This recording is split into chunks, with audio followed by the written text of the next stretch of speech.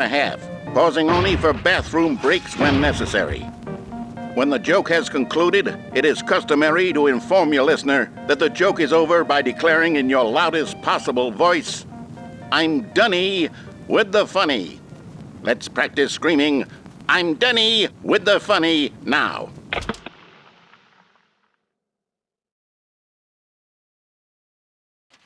Good. This saying is a perfect example of expectations management, which is the cornerstone of good comedy. Finally, it's time to hand out surveys. Collecting hard data from your audience on how rapt they were throughout the joke is the only way to grow or learn as a comedian. An effective survey should be no less than 10 pages long and should include the same question reprinted several times, just to ensure the survey taker is actually paying attention and not simply filling in answers at random. And that's all there is. With these strategies at your disposal, you'll have audiences doubled over in laughter and even tripled over in laughter in no time at all. Just remember to let them stop laughing at some point, you gut-busting little scamp. After all, we're each of us needed on the front lines of the war to fight the 12-legged invader who threaten our very existence and who very likely die in a hailstorm of bullets and mandibles. All of us must be prepared to give our lives to this noble cause, just as our children must do after us, and their children after them. Godspeed, and may Earth reign supreme. Hey, goodness, this video is a little outdated, isn't it? Well, no matter. I think the fundamentals of proper comedic timing are still as relevant today as they were back then. So with that in mind, I believe the only way forward is for us to return to the two doors and walk through all of this again, so I can try telling my story with more appropriate comedic delivery. Come along, let's head back.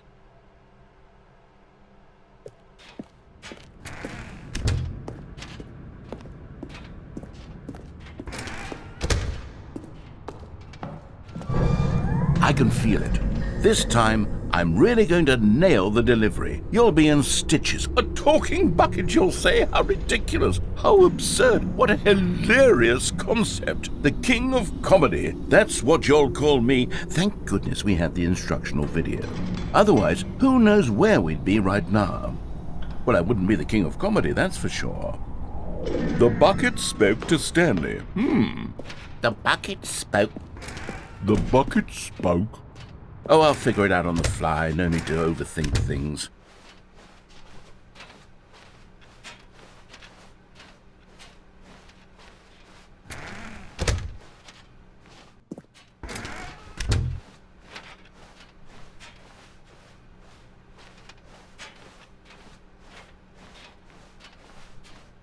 Here we go. You ready? When Stanley and the bucket came to a set of two open doors, they entered the door on the left. No. You were supposed to go through the door on the right, leading back to the phone. Did you not even look at the instructional video? I think this is all covered very clearly. There's no way I can make the comedic timing work now. It's done. The joke is completely done and over. It's all your fault, Stanley. I'm going to be ridiculed in the community of other joke writers. I'm going to be shamed at every one of our meetings from now on, all because you couldn't watch a simple video and take a hint. Are you proud of yourself for bringing me down, Stanley? Are you proud? Here we go. You ready? When Stanley and the bucket came to a set of two open doors, they entered the door on the left. No. You were supposed to go through the door on the right, leading back. Here we go. You ready? When Stanley and the bucket came to a set of two open doors, they entered the door on the left.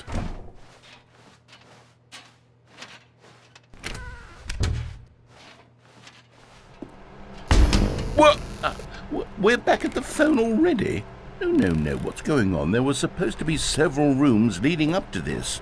There was supposed to be a build-up to this point, a dramatic display of remarkable comedic wit which culminates in this scene with the phone. But now the timing's completely off. The joke will never land, well, not the way it was meant to. And it's all my fault. I must have forgotten that the phone room comes immediately after the two doors room. What an egregious mistake. I've made a fool of myself. I don't deserve the title of King of Comedy. I'm nothing. I'm not even the lowliest joke-telling whelp. I think I need to go back and rewatch that instructional video again. Yes, surely that will help me improve my... Stanley, you love the bucket so much it's like you... it's as though all of your other most prized possessions pale in comparison. Yes. Well, let me try that again, Stanley. I heard that you are pale with shame over how unabashedly in love with a bucket you are. No? Still not? Is it the delivery? Pale with shame. Pale with shame? Pale... What's another word to describe a bucket? Stanley, this bucket is so metal, I think I saw it playing guitar. No. We're getting away from making fun of Stanley's obsession with the bucket, which was the whole point of this. I'm no good at these jokes. I need more instructional videos. That's exactly what it is. That's what will make me the king of comedy again. More instructional videos. Let's see.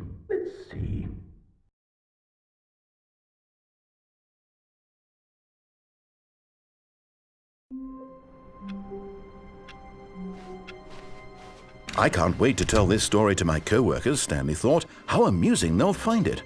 Oh, won't we all just laugh and laugh at the time I thought everyone had gone missing.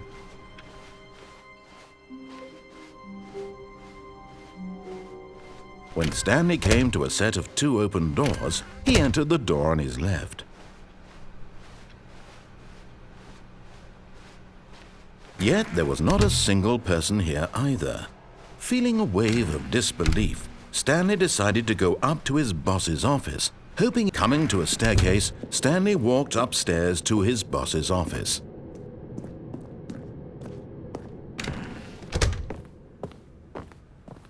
Okay, I think we all know the drill by now. Blah, blah, blah. Dark secrets, the keypad. Stanley pushes some buttons. Oh, hey, look, it's a new passageway.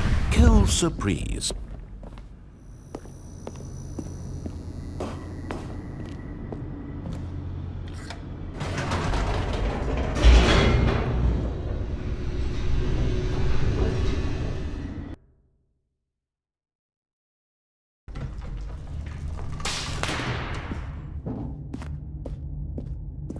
Stanley walked straight ahead through the large door that read Mind Control Facility.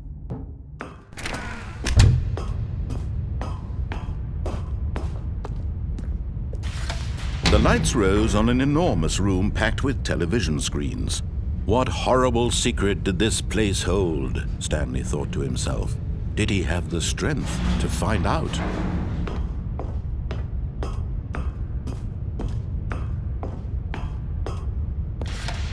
Now the monitors jumped to life, their true nature revealed.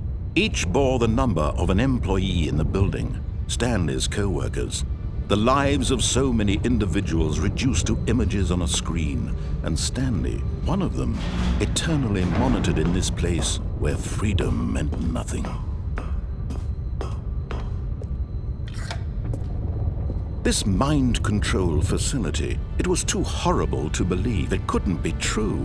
Had Stanley really been under someone's control all this time? Was this the only reason he was happy with his boring job? That his emotions had been manipulated to accept it blindly? No, he refused to believe it. He couldn't accept it. His own life in someone else's control? Never! It was unthinkable. Wasn't it? Was it even possible? Had he truly spent his entire life utterly blind to the world? But here was the proof, the heart of the operation. Controls labeled with emotions, happy or sad or content. Walking, eating, working, all of it monitored and commanded from this very place. And as the cold reality of his past began to sink in, Stanley decided that this machinery would never again exert its terrible power over another human life. For he would dismantle the controls once and for all.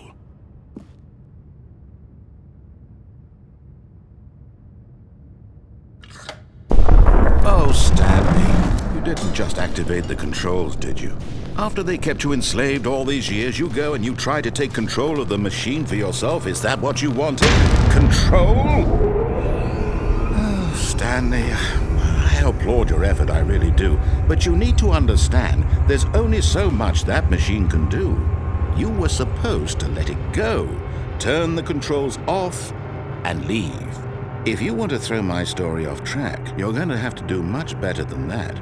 I'm afraid you don't have nearly the power you think you do. For example, and I believe you'll find this pertinent, Stanley suddenly realized he had just initiated the network's emergency detonation system. In the event that this machine is activated without proper DNA identification, nuclear detonators are said to explode, eliminating the entire complex. How long until detonation then? Let's say, 2 minutes. Now this is making things a little more fun, isn't it, Stanley? It's your time to shine. You are the star. It's your story now. Shape it to your heart's desires. Oh, this is much better than what I had in mind. What a shame we have so little time left to enjoy it. Mere moments until the bomb goes off. But what precious moments each one of them is. More time to talk about you, about me, where we're going, what all this means. I barely know where to start. What's that? You'd like to know where your co-workers are? A moment of solace before you're obliterated? All right, I'm in a good mood. You're gonna die anyway. I'll tell you exactly what happened to them. I erased them. I turned off the machine. I set you free. Of course, that was merely in this instance of the story. Sometimes when I tell it, I simply let you sit there in your office forever, pushing buttons endlessly and then dying alone. Other times, I let the office sink into the ground, swallowing everyone inside, or I let it burn to a crisp. I have to say this, though, this version of events has been rather amusing. Watching you try to make sense of everything and take back the control wrested away from you, it's quite rich. I almost hate to see it go. But I'm sure whatever I come up with on the next go-around will be even better. My goodness, only 34 seconds left. But I'm enjoying this so much. You know what? To hell with it. I'm going to put some extra time on the clock. Why not? These are precious additional seconds, Stanley. Time doesn't grow on trees. Oh dear me, what's the matter, Stanley? Is it that you have no idea where you're going or what you're supposed to be doing right now? Or did you just assume when you saw that timer that something in this room was capable of turning it off? I mean, look at you. Running from button to button, screen to screen, clicking on every little thing in this room. These numbered buttons, no, these colored ones. Or maybe this big red button, or this door. Everything, anything, something here will save me. Why would you think that, Stanley? That this video game can be beaten? Won? Solved? Do you have any idea what your purpose in this place is? Stanley, you're in for quite a disappointment. But here's a spoiler for you. That timer isn't a catalyst to keep the action moving along. It's just seconds ticking away to your death. You're only still playing instead of watching a cutscene because I want to watch you for every moment that you're powerless. To see you made humble. This is not a challenge. It's a tragedy. You wanted to control this world, that's fine. But I'm going to destroy it first, so you can't. Take a look at the clock, Stanley. That's 30 seconds you have left to struggle. 30 seconds until a big boom and then nothing. No ending here, just you being blown to pieces. Will you cling desperately to your frail life, or will you let it go peacefully? Another choice. Make it count, or don't. It's all the same to me, all a part of the joke.